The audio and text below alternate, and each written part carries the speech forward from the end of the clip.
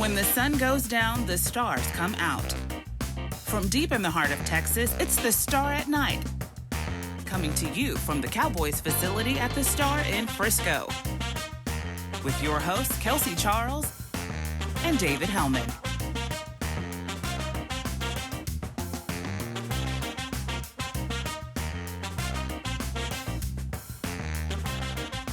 What's up, everyone? Kelsey Charles and David Hellman here, and you are tuning into another episode of The Star at Night, our last one of our first season. I'm so emotional right now, Dave. Aren't you? No, just checking boxes, man. Just checking boxes, trying to get to the summer. Oh, yeah. Hey, before we really dive into the show, whenever Dave says summer or break, I'm not going to say it's a drinking game, but take a shot.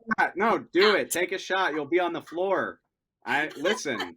Hey, there is no downtime in the modern NFL. I'm fresh off the practice fields at Cowboys minicamp in June, so I'm going to enjoy like the 5 dead weeks of the year that there are left, because Lord knows it doesn't happen from August to April. So just let me have this, Kelso. How about that, my dude?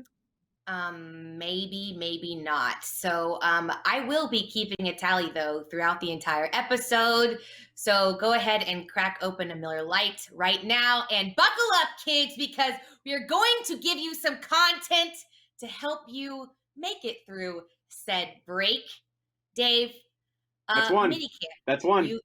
That's two, but keep going. It's fine. Whatever. I'm the one in business school right now. You're the journalist. Very obvious in that moment in time. All right. Sure. So minicamp going on this week. We're looking ahead to training camp, but obviously, you have some time off. We get it in between. I want to talk about some battles that you can foresee going down. Let's start on the defensive side of things, because we know there are a lot of moving parts over there. How about that number 2 corner position? What do you see going down competition-wise there? I know you're excited about this one. No, I'm excited to piss everybody off with what I'm gonna say, because I'm planting my flag, and I hate to overreact to a handful of off-season practices, but that's exactly what I'm gonna do.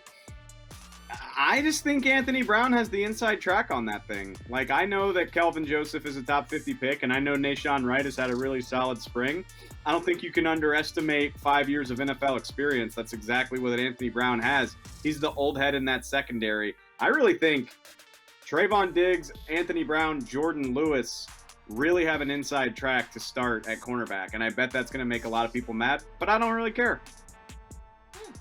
All right. Well, if you disagree with me, please, I don't know, feel free. No, I just think what's so funny to me is we've had so much movement in this secondary.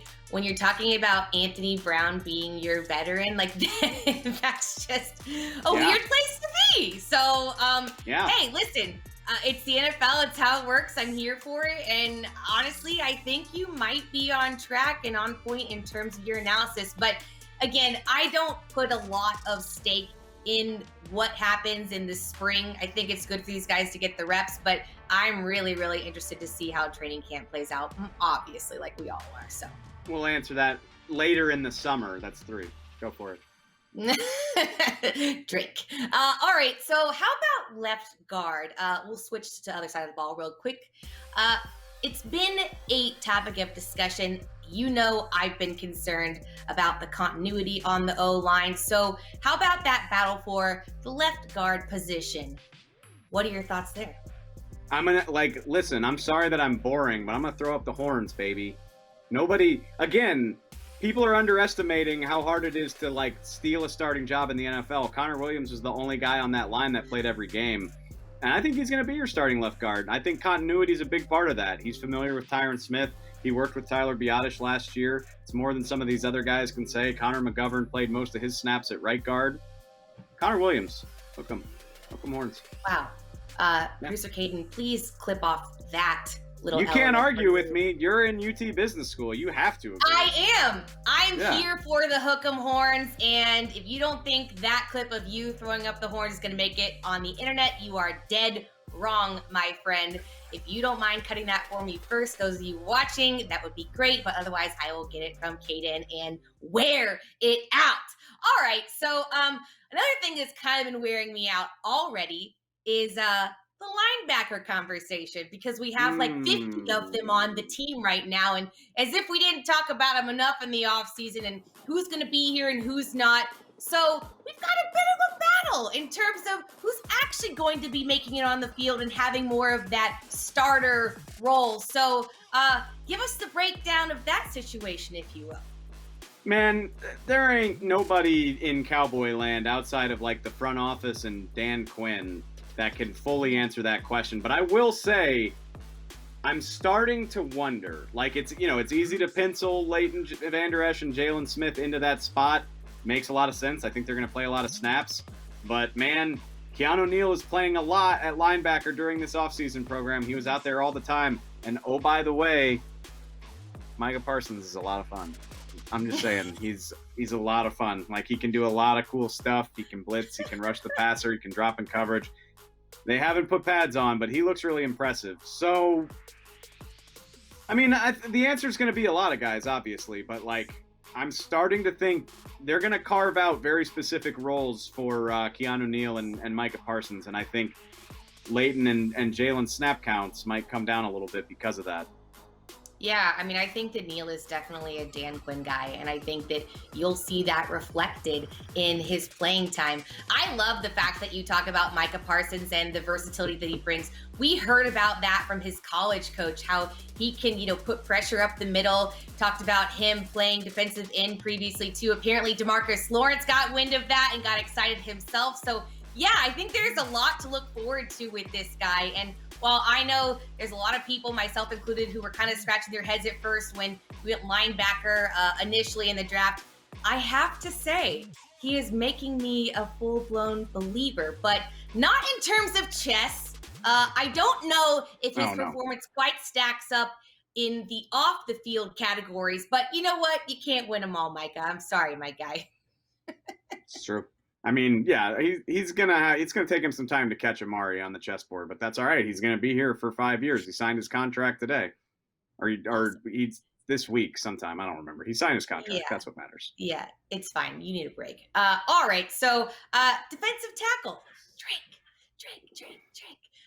Defensive tackle. We talked about this too. I mean, this was been an issue for a while now for this team. Tried to patch some holes last season. Didn't quite work out. Bad, lost not a good. guy to retirement, and now we're where we are. So how do you see this panning out? Gonna call another shot. I got Neville Gallimore on one side, Brent Urban on the other side. Brent Urban here to take names and stuff runs. Looks great out there. He's an enormous man. He's Canadian. That doesn't matter, but it's fun. I'm in. And I mean, Tristan Hill and Osa Odigizua will have a role to play. Carlos Watkins maybe as well, but Neville and Brent. That's how I feel. The Dallas Sooners represent. Ooh, yeah, good point. Yeah, I like that. It's a thing. It's definitely a thing. All right, guys. So you have those battles to look forward to in training camp. But Dave and I are about to break down what we are personally looking forward to this season. So go ahead and stay with us.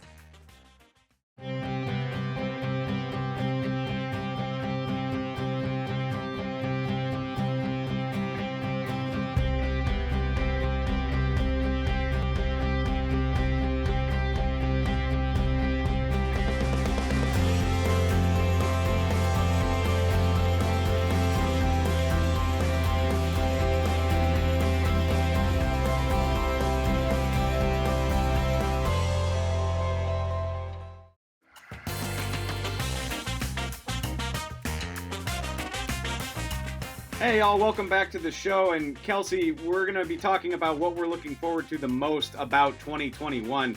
Guess what, buddy? Between having 3 different guests fall through on this episode and then wandering all over the Star to find a place to get on the internet and record this, I'll just go ahead and say... with a bang! The number one thing I'm looking forward to is like doing a studio show and just having it be normal. You remember in August when we had to drill shelves into your bedroom wall to make a studio that we could sit at? Yeah, like I'm over it. I'm over it. You guys I'm ready have to... no idea how many holes are in my walls that I am going to have to pay for, and I'm definitely going to be invoicing Jerry. Just kidding. I did last week's episode next to your shoe rack.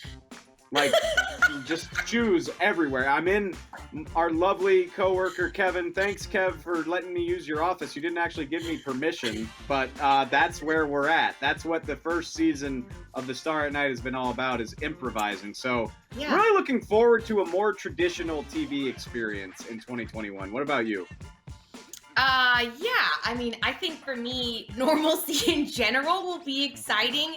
I was thinking even more so on the football field. Like, I'm just ready to have fans back in the stadium, like an entire sold out stadium. I want Cowboys Nation all around me, being noisy and actually having a total ruckus and cheers happen when touchdowns occur. Ruckus? It's really weird Ruckus? watching touchdowns on TV that there's just absolute silence. I'll never forget the Minnesota game, and I was like, what's happening? Like, it was just so surreal.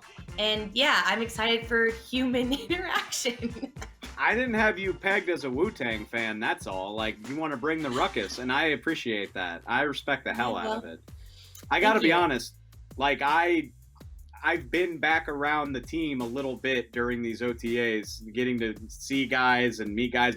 Yes, actually, I do still work here. No, they didn't fire me. I still am employed by the team. It's nice to see you for the first time in 15 months. It is June, it's June of 2021, and I met CD Lamb like 3 days ago. Wow. It's very, very surreal. So I'm absolutely looking forward to some semblance of like being around people, whether that's the team, whether that's viewers, fans. Yeah, that would be great. And maybe throw on some Wu-Tang too. Looking forward to that. I mean, I would also add to that I'm looking forward to hopefully not having 50,000 different rotations of quarterbacks and offensive linemen. And, I don't know, again, like just my starters being. Did you hear the quote from Dak earlier this week? Did you hear? It's buried. The injury's dead and gone. Put it on the gravestone. Put it on the tombstone. We're done with it. Very exciting. Like, yeah. How about 22 starters? I mean, that's probably too much to ask for, but at the very least, give me Dak and the tackles, and I'm going to enjoy this season a hell of a lot more than I did the last one. Yeah. So again, lots to look forward to. I just think we can only go up from here, guys. Like, that's the benefit of being down so low. So, this whole experience was a basement of it was the basement of a football season, of roster health, of producing television programs. We can only go up. There's only one direction from here, which is I'm actually in a basement right now. Like, I am in a subterranean cavern.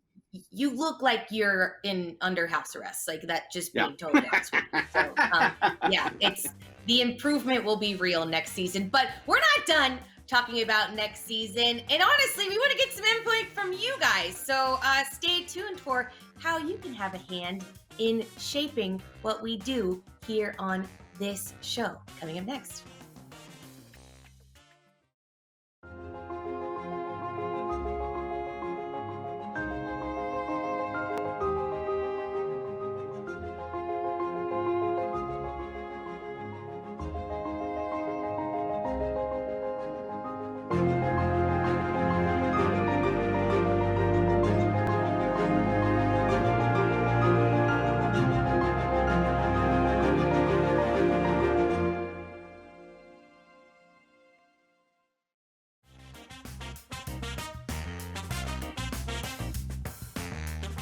One last segment of the Star at Night before summer break. That's the break that we take during the summer.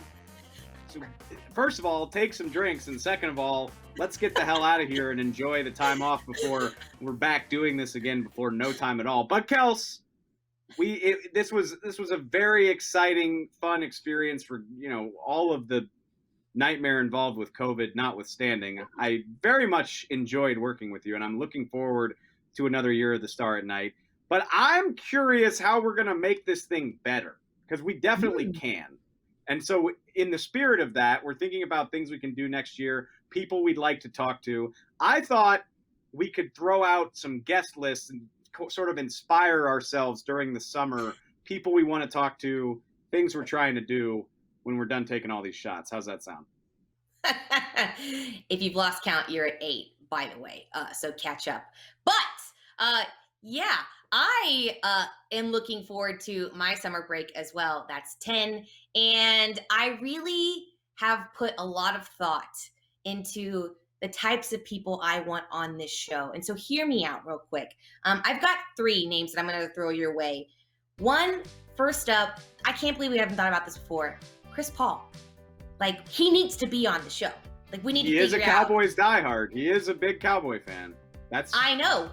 A great point. When he came to training camp, he was straight up like, I've had Cowboy sheets since I was a little kid. And I was like, why do we not hang out with you more? Why are you not around more? Like, I know you're doing your job, but like, we need you here. We need your energy. Maybe he'll be coming off of an NBA championship by the end of the summer.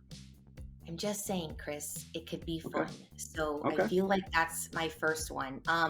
And then selfishly, I would love to get Dan Patrick. So Dan Patrick needs to come on our show, and I'm going to do the whole like thing I promised myself I'll never do, where I tried to do the, what is it, like the 3 degrees of separation or whatever. I don't know. And it's like, 6 I know degrees this of person. separation. You want to play? Why is it 6 degrees? Why is it You 6? want to play? You want to play 6 degrees of Kevin Bacon? You don't even watch movies. You wouldn't know what to do with it if it bit you on the butt, if we're being perfectly honest about it. Why is it gotta be my butt? I don't, because I wanted to say ass, but realized we were on TV. That's why. How's that? How's that? You don't know. You wouldn't even know how to play that game. But I mean, sure, if you want to play it, Anyways. you can. Yeah. I want Dan Patrick on the show. I think it'd be fun. I think he's amazing. I think he's a legend.